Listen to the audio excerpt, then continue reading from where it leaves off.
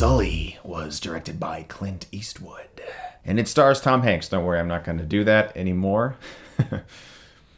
This is the true story of the Miracle on the Hudson, a pilot who landed an airplane on the Hudson River when his engines failed. It's a retelling of that event as well as the aftermath of it when people started to doubt whether or not he actually could have made it to the runway. Did he endanger these people's lives by landing on the Hudson River, or could he have made it back to the airport? The public and media scrutiny that develops around this man as well as how he deals with it in his personal life. I was looking forward to this movie because, it's a Clint Eastwood directed movie starring Tom Hanks. Anytime Tom Hanks is in a movie, I want to see it because he is one of the best working actors ever. He's been around my entire life. My entire life has been Tom Hanks. He's awesome. If you don't at least slightly appreciate Tom Hanks as an actor,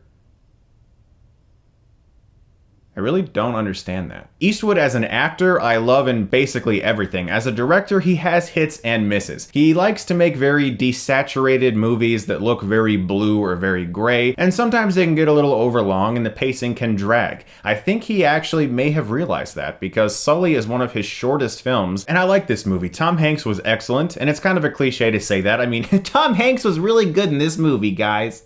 Wow, I didn't expect that.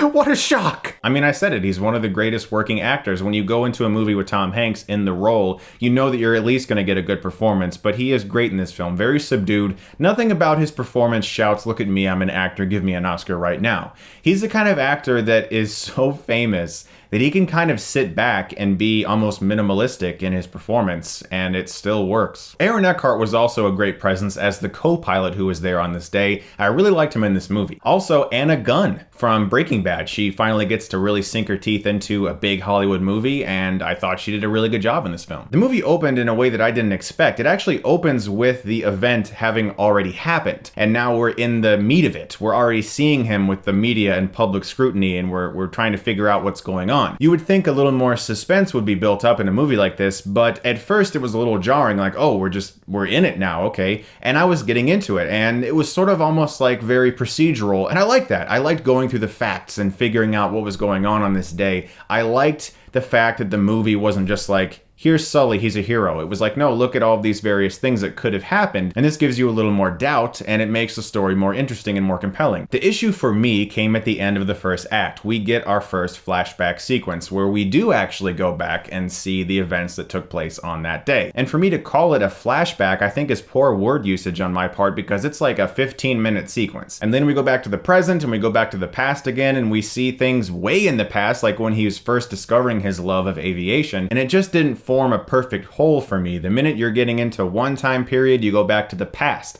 The minute you're getting into that, you go back to the present. And I personally think this film would have been far more compelling if it just told it in chronological order. The film wisely understands that it needs to build up Sully as a character and not just rely on our knowledge of the news. So we get sequences where he's calling it home to his wife and children. His wife is played by Linney, and she doesn't really get to do much of anything except walk around a house and talk on the phone. The film needs to show that side of his life because it's important to understand that he's a married person, but it just doesn't really add up to anything beyond we need to show this because he is married and we have to have it in the film. These are issues that come with true stories being adapted to film, because a film will try to be very theatrical and try to tell a story that's all very nice, and sometimes in real life you don't get those moments, and it doesn't always translate to film perfectly. So I can't really downgrade the film for that just because Laura Linney's character doesn't have a big arc or because of things like that, because if that's really how it was, then that's how it was, and that's fine. My biggest issue with the storytelling is simply jumping all over time periods. I think if it had been in chronological order, as I said,